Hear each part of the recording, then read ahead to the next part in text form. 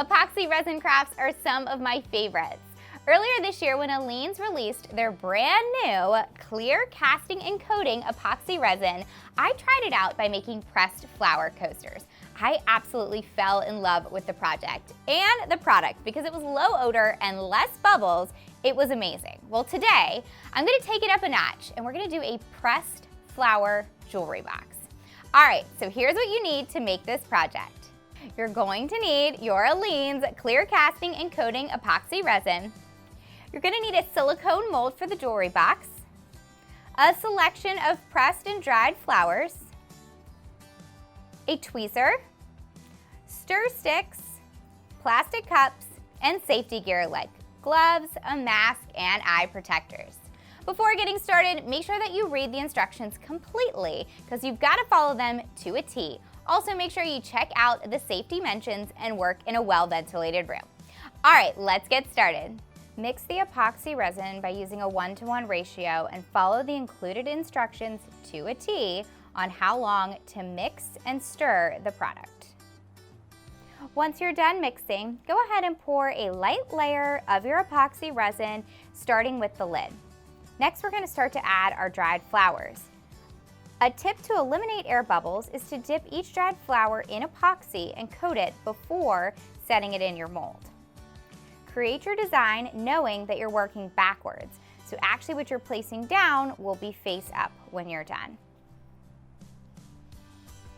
Finish off the lid by pouring a layer of your epoxy resin and use your tweezer to move any pieces that may have come out of place. Next, start by pouring a small amount into the divots of the bottom of the box. Start by adding dried flowers around each edge of the box and continue to fill in with epoxy as you go. Once you're complete, make sure that you fill the box to the top with epoxy. Add some flowers so that the bottom also has them. And if you notice that your silicone mold is starting to bow, I recommend putting something around it like I did here to keep the shape. Last but not least, if you see air bubbles, you'll want to use a heat source like a heat gun or an open flame. Glide it across the top to pop your air bubbles. Keep an eye on it for about 30 minutes. Now it's time to let our jewelry box cure. Remember, it could take anywhere from 24 to 48 hours. You don't want to remove it from the mold until it's completely cured. All right, it's time to wait. I'll see you guys back here tomorrow for the big reveal.